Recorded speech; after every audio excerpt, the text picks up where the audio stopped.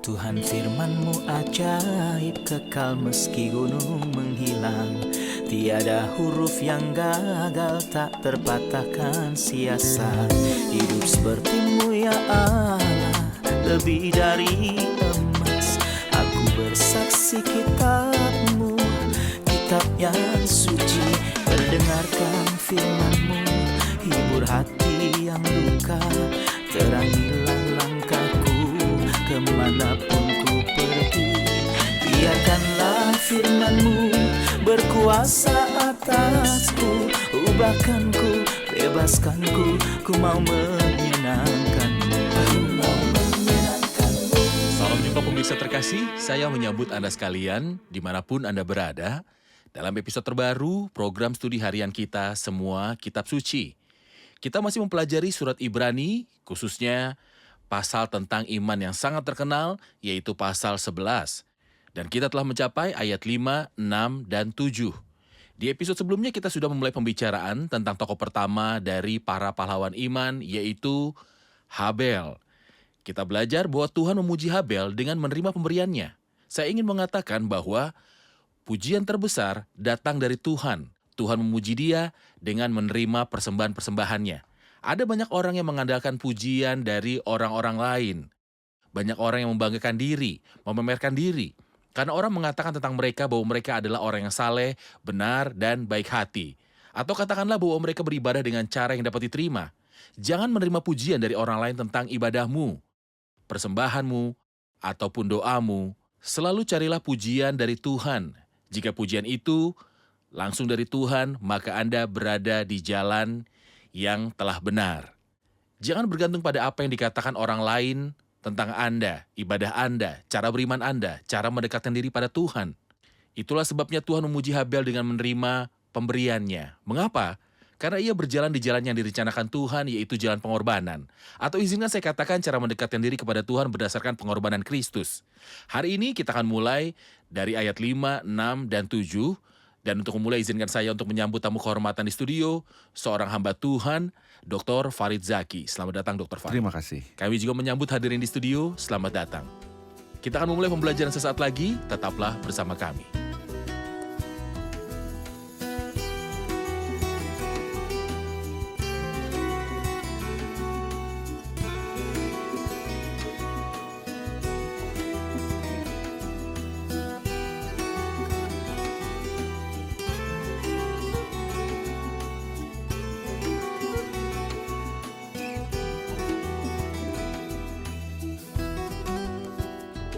Berjumpa lagi Dr. Farid. Terima kasih, Saudara Ayat. Di episode sebelumnya, kita mulai berbicara tentang seri pahlawan iman.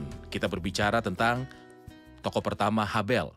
Sebelum kita mulai ayat 5, saya ingin kembali lagi ke karakter Habel dan apa yang dikatakan tentang dia. Karena iman, Habel telah mempersembahkan kepada Allah korban yang lebih baik daripada Kain. Melalui imannya, ia dipuji sebagai orang benar, Allah memujinya. Dan karena imannya, meski ia telah mati, ia masih berbicara. Mohon komentar Anda. Kata karena diulang 2 kali, karena iman. Allah berkenan. Allah berkenan seperti Anda sebutkan dalam komentar indah yang Anda katakan, bahwa yang terpenting adalah pujian dari Tuhan, bukanlah pujian dari manusia. Atas hal apakah Tuhan memujinya? Ada sebuah kata yang menarik perhatian di sini. Dia tidak memuji tipe kehidupan seperti meskipun tentu saja itu baik. Kristus berkata tentang dia, Habel yang saleh. Tetapi Tuhan memujinya dengan menerima pemberiannya. Ini adalah prinsip yang berulang kali ditegaskan. Jika aku ingin diterima oleh Tuhan, aku harus mendekat kepadanya dengan mengandalkan tentang pengorbanan Kristus, kematiannya di kayu salib.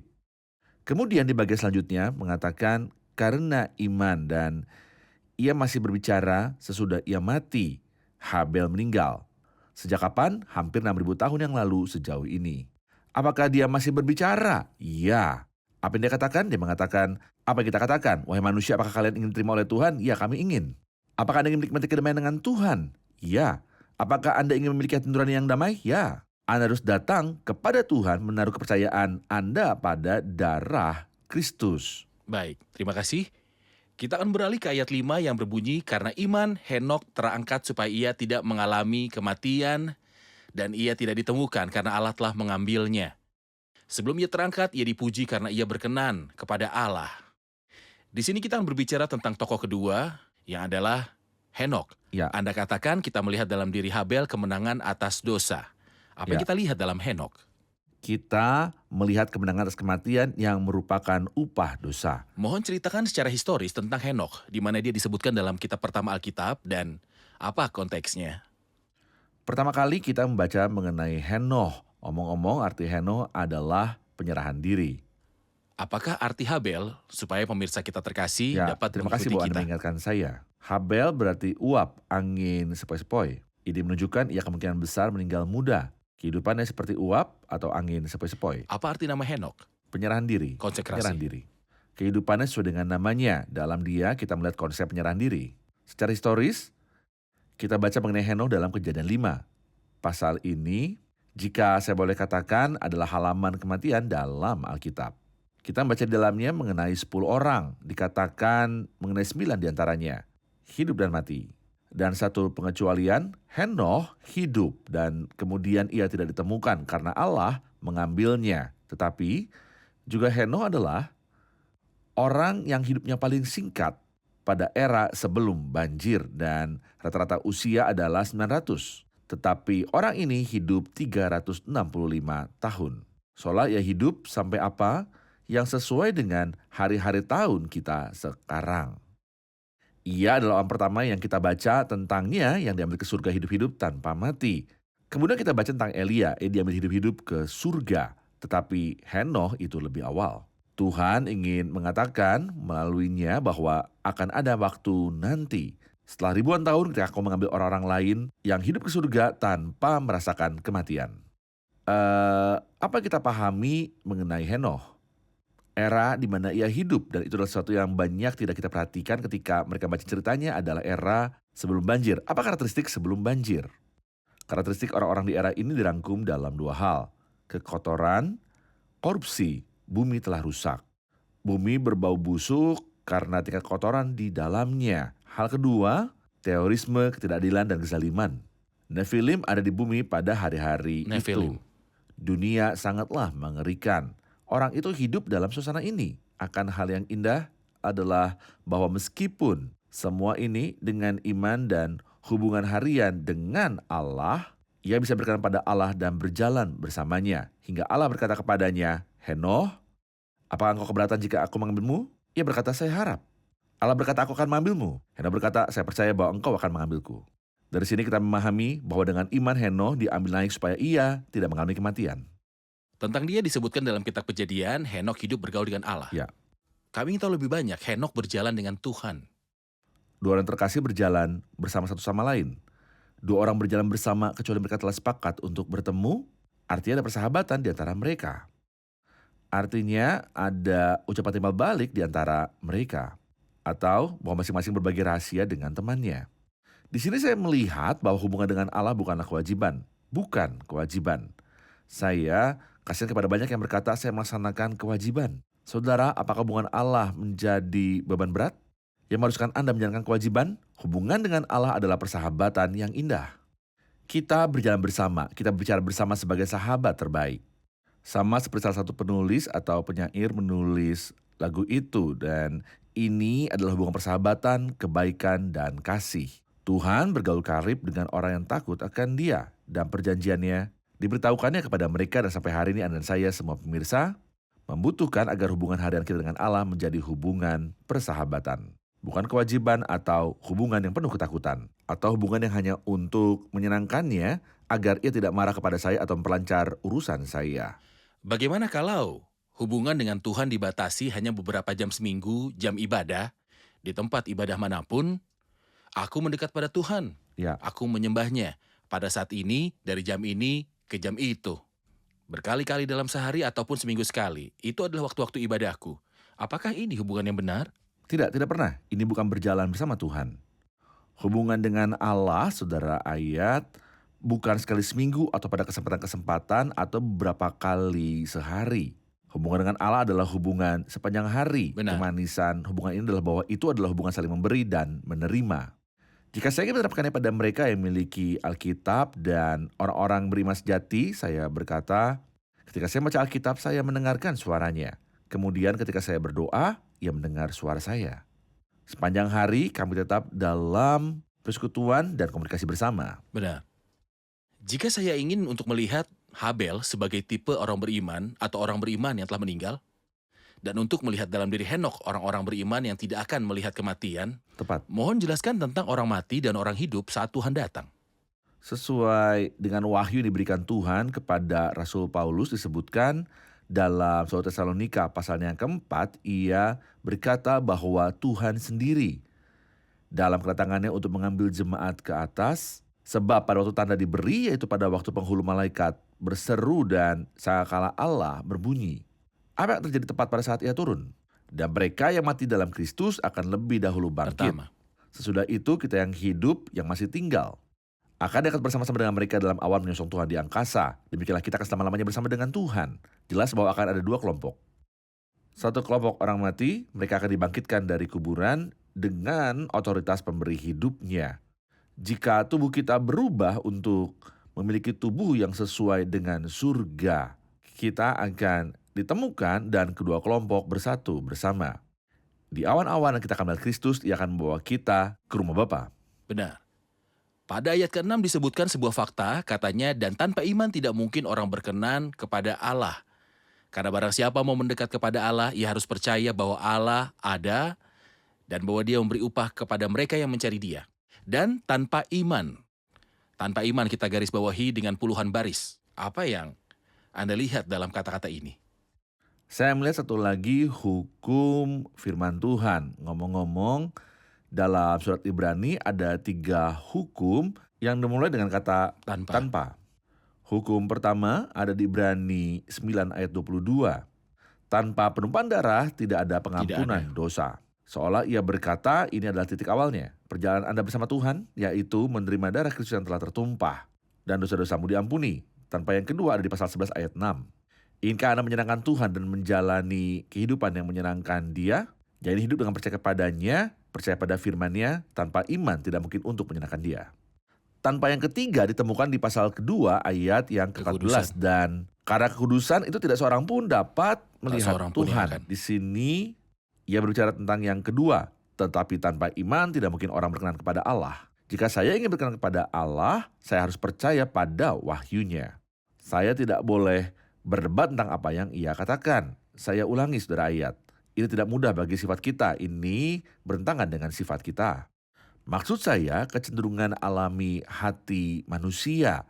Saya selalu perlu mengikutsertakan kecenderungan saya pada firman Allah. Tetapi terkadang saya bahkan menyerahkan logika saya. Meskipun Alkitab tidak bertentangan dengan logika. Tidak pernah.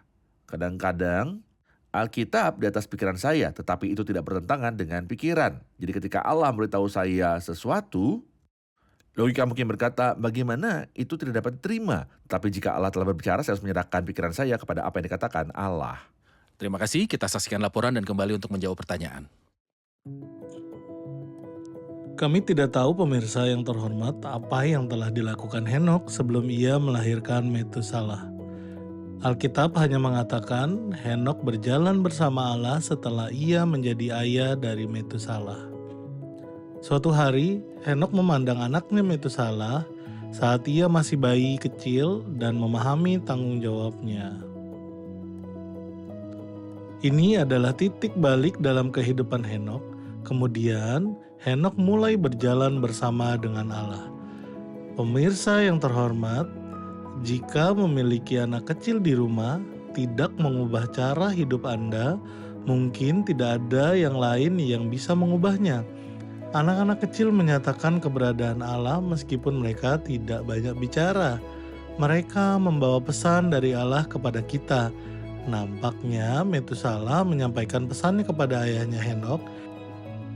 Itulah yang mengubah cara hidup atau cara pandang Henokh dan menyebabkan ia berjalan bersama dengan Allah. Ayat 6 menyatakan tetapi iman tidak mungkin seorang berkenan kepada Allah. Sebab barang siapa berpaling kepada Allah, ia harus percaya bahwa Allah ada dan bahwa Allah memberi upah kepada orang yang sungguh-sungguh mencari Dia. Saya punya pertanyaan mengenai ayat ini. Ada agama lain yang percaya keberadaan Allah dan bahwa ia memberi upah kepada mereka dan mencarinya. Pertanyaan saya, apakah ia berkenan kepada mereka? Silakan Dr. Farid. Ayat ini sangat sederhana. Secara pribadi saya suka menerimanya apa adanya. Ia berkata karena barang siapa yang mendekat kepada Allah. Allah ini yang menyatakan tentang dirinya dalam penciptaan. Saya menganggap seorang pria adalah kafir. Dan dia datang kepada Allah dan mulai berbicara kepadanya dan mengatakan kepadanya, saya ingin tahu siapa engkau sebenarnya. Saya tidak percaya bahwa patung-patung ini menciptakan alam semesta atau merawatnya. Saya memanggil Anda, nyatakan dirimu padaku. Ia akan menyatakan dirinya. Jika saya punya masalah, saya punya anak yang sakit, Allah kasihanilah sembuhkanlah anak ini. Ia akan mengasihani dan menyembuhkan anak ini. Bahkan sebelum memahami wahyu Kristen, Ya, bahkan sebelum memahami wahyu Kristen. karena inilah Tuhan Sang Pencipta dan inilah ciptaannya. Tepat. Allah pencipta, Allah penyokong, dan yang menjawab seruan siapapun. Ini terpisah dari keabadian. Kemudian, dan ini terjadi dalam kehidupan banyak orang, saudara ayat. Dengan orang-orang yang tidak memiliki Alkitab. Tetapi setelah langkah ini, hati nurani mereka mulai mencari damai sejahtera dengan Allah. Bagaimana dengan dosa-dosa yang telah saya lakukan? Bagaimana saya bisa menghadapinya? Jika ia kafir, orang-orang mengatakan padanya dosa-dosa ini akan dihapuskan melalui korban yang akan kamu persembahkan atau ritual yang kamu lakukan. Jika ia bukan kafir dan ia memiliki beberapa pengetahuan mengenai Allah, mereka mengatakan kepadanya melalui kewajiban yang kamu laksanakan. Tetapi jika ia tekun dan mencari jalan kepada Tuhan, Allah akan menjawabnya dengan ayat sederhana dalam Alkitab. Saya pikir semua orang tahu ayat ini. Kristus berkata dalam Yohanes 14 ayat yang ke-6, Akulah jalan dan kebenaran dan hidup. Tidak ada seorang pun datang kepada Bapa kalau tidak melalui aku. Mari kita tetapkan fakta. Tuhan adalah penciptanya yang peduli terhadap ciptaannya. Jadi siapapun yang berseru kepada Tuhan di mana saja dalam kesusahan, penyakit, kesulitan, gempa bumi, gunung berapi, bencana, Tuhan mendengarkan suara ciptaannya untuk penyelamatan dan intervensi di bumi ini. Namun hal ini berbeda dengan hubungan kekal, di mana ada pengampunan dan masuk surga melalui pribadi dari Tuhan Yesus Kristus dan penerimaan saya terhadap Kristus. Amin. Apakah ini benar?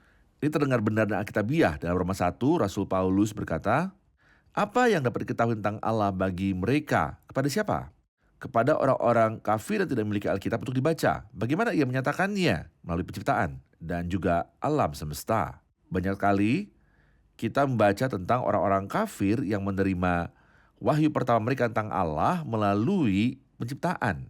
Kemudian mereka datang kepada iman Kristen dengan mempercayai firman Allah. Mereka membaca Alkitab dan percaya pada Kristus. Terima kasih. Kita beralih ke ayat 7 dan karakter ketiga, yaitu Nuh. Karena iman, Nuh telah diperingatkan Allah berkenaan dengan kejadian yang belum terlihat. Dalam rasa takut yang penuh hormat, membangun sebuah bahtera untuk menyelamatkan keluarganya. Dengan ini ia menghukum dunia dan menjadi ahli waris kebenaran yang akan datang dengan iman. Ini adalah karakter ketiga. Kita melihat kemenangan atas dosa dalam diri Habel, dan dalam diri Henokh kita melihat kemenangan atas kematian. Bagaimana dengan Nuh? Apa yang kita lihat dalam diri Nuh? Nuh juga merupakan sekolah iman. Mengapa? Dengan petunjuk Allah tentang sesuatu yang belum kelihatan. Kita membahas ini di episode sebelumnya, bahwa sebelumnya tidak pernah terjadi banjir air. Ada yang bilang hampir bahkan sampai tidak ada hujan di bumi.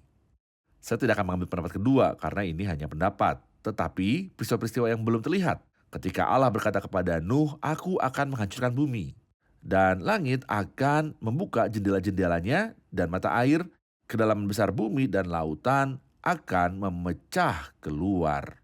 Semua itu baru bagi Nuh. Tentu saja ketika saya mendengar hari ini tentang tsunami di Jepang, itu tidak terlalu aneh. Mengapa?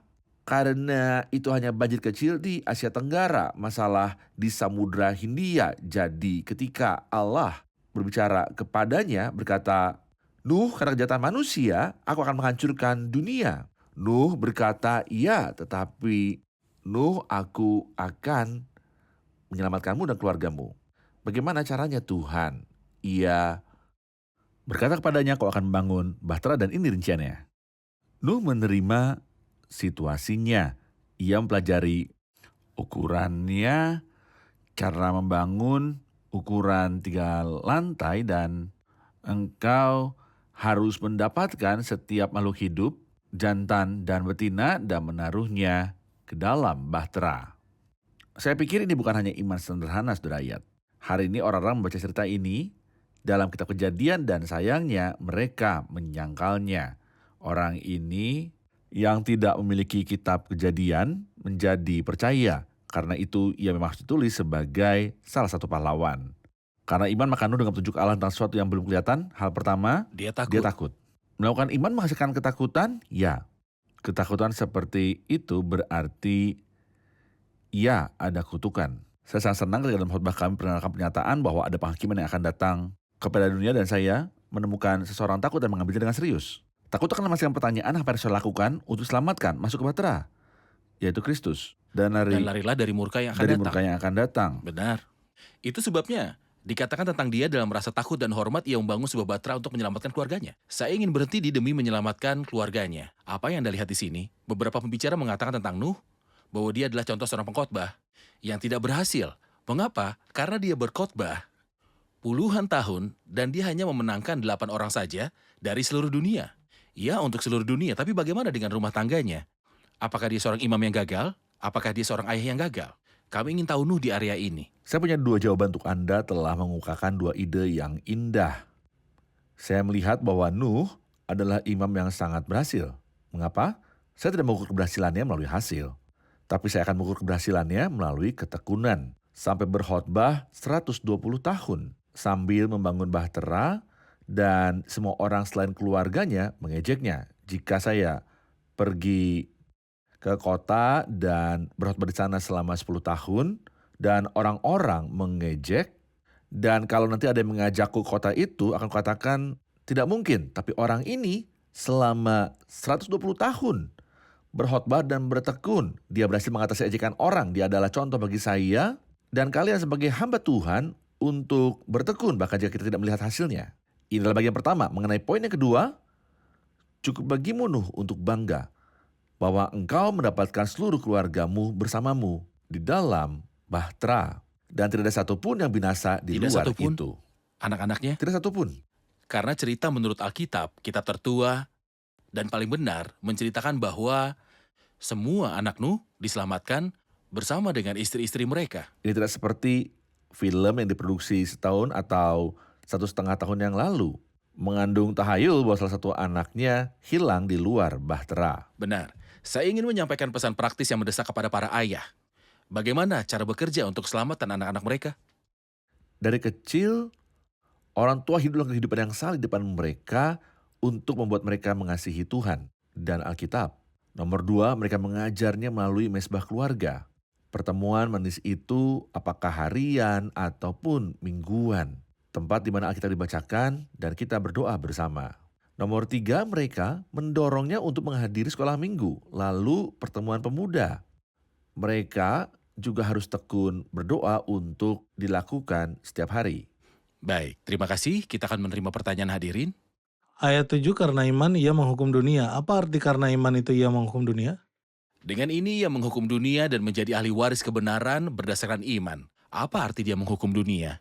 Ini mengacu pada iman. Kata-kata menghukum dunia berarti dengan pemisahannya dari para pencemooh. Karena dia percaya kepada Tuhan. Jadi ketaatan pada Tuhan menegur ketidakpatuhan mereka. Imannya kepada Tuhan menegur ejekan mereka. Ia berkhotbah dari apa yang akan terjadi. Menegur hati nurani mereka dan bersaksi melawan mereka. Benar. Saya pikir yang termasuk dalam kata-kata menghukum dunia. Imannya terhadap apa yang dikatakan Tuhan memisahkannya dari dunia, Yang masukkannya itu hal pertama. maka tampaklah kebodohan dunia dengan kejahatan dan ketidaktaatannya. Ini diterapkan kepada kita hari ini. Benar, Ketika kita percaya dan hidup dalam kehidupan iman, ini menyebabkan kita dipisahkan. benar. Banyak yang cenderung ketika membaca bagian ini dan motivasi ini, jangan ambil bagian dalam pekerjaan kegelapan yang tidak membuahkan hasil, tetapi sebaliknya, Tapi lebih baik sikapkanlah pekerjaan menyikapinya. itu. Mereka pikir saya datang kepada orang yang salah dan berkata kamu salah.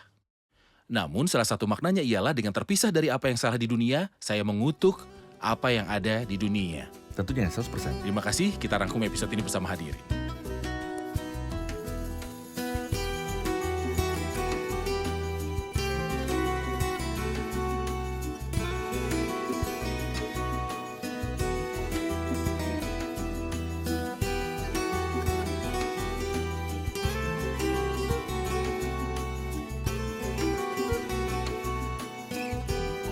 Halo semua. Dalam episode hari ini kita berbicara tentang Henokh dan juga tentang Nuh. Bagaimana iman diwujudkan di dalam kehidupan Henokh? Iman dinyatakan dalam kehidupan Henokh melalui berjalannya bersama Allah dan pemisah dari dunia dengan segala kejahatannya dan hal-hal yang dibenci oleh Allah. Benar, dan apa hasil atau akhir dari jalan itu? Hasilnya ia dibawa naik supaya ia tidak mengalami kematian. Agar Ia dia tidak melihat mengalami kematian. kematian. Kita telah belajar Habel dan Henokh menggambar sebuah gambaran tentang kedatangan Kristus dan bagaimana ia berurusan dengan orang-orang percaya. Ada yang bisa menjelaskan hal itu? Intinya mewakili orang beriman di era kita sekarang ketika Kristus datang seperti yang disebutkan dalam 1 Tesalonika pasal 4. Sebab pada waktu tanda diberi, yaitu pada waktu penghulu malaikat berseru dan sangkakala Allah berbunyi, maka Tuhan sendiri akan turun dari surga dan mereka yang mati dalam Kristus lebih dahulu bangkit. Kemudian kami yang hidup, kami yang akan berubah, orang yang hidup seperti Henokh dan orang yang mati seperti juga Habel. Jadi Orang Habel mati dan melambangkan orang Henokh mati dan Henokh melambangkan orang melambangkan hidup orang hidup sampai yang hari akan berubah kedatangan ketika Tuhan. Tuhan datang. Bagaimana Dr. Farid? Tepat. Kita juga ingin tahu bagaimana iman terlihat di dalam kehidupan Nuh. Kami melihat iman dalam kehidupan Nuh ketika ia mengatasi penghakiman. Allah memperingatkan Nuh. Ia adalah sekolah iman. Allah memperingatkannya tentang peristiwa-peristiwa yang belum terlihat. Bahkan hujan mungkin belum pernah terjadi sebelumnya. Tetapi ia percaya kepada Allah. Ia terus berkhotbah dan membangun Dia sebuah memenangkan keluarganya bahtera. dengan bangun Ia bahtera dan mengatasi mengatasi penghakiman. penghakiman. Baik, Dr. Farid. Amin. Terima kasih semua, Tuhan memberkati. Terima kasih Dr. Farid. Terima kasih Saudara Ayat. Pemirsa terkasih, saya menyerahkan kepada Anda apa yang dikatakan tentang Nuh. Karena iman, maka Nuh setelah diperingatkan Allah tentang peristiwa-peristiwa yang belum terlihat, dalam rasa takut yang besar, ia membangun sebuah bahtera untuk menyelamatkan keluarganya. Ia percaya bahwa murka Tuhan akan datang terhadap dunia. Ia percaya bahwa hukuman akan datang terhadap dunia. Maka, dengan rasa takut yang besar, ia membangun sebuah bahtera untuk menyelamatkan keluarganya. Saya berdoa dengan sepenuh hati. Jika Anda melihat saya dan Anda adalah kepala keluarga, Anda memiliki anak-anak, janganlah pergi tidur malam hari ini sebelum Anda memastikan bahwa anak-anak Anda diselamatkan, menerima Kristus, dan mereka aman dari penghakiman yang akan datang. Bagaimana Anda bisa bergembira dan tidur dengan tenang sementara ada bahaya terhadap keluargamu, putramu, atau putrimu? Ambillah kembali tanggung jawab Anda untuk berdoa bagi anak-anak Anda terlebih dahulu dan berdoa bagi setiap sanak saudara Anda. Mulailah berbicara kepada mereka tentang juru selamat. Berusaha semaksimal mungkin dengan segala cara memastikan anak-anak Anda masuk ke dalam bahtera keselamatan. Sampai jumpa di episode selanjutnya, kiranya Tuhan besertamu.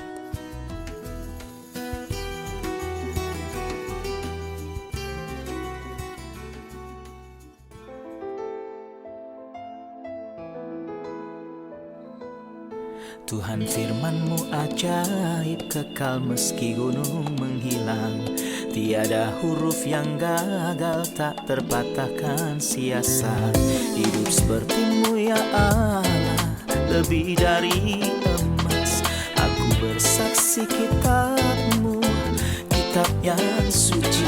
Mendengarkan firman-Mu, hibur hati yang duka. Terangilah langkahku kemanapun ku pergi. Biarkanlah firman-Mu berkuasa atasku. Ubahkanku, bebaskanku, ku mau menyenangkan-Mu. Tuhan firman-Mu ajaib, ubah dan bebaskan aku.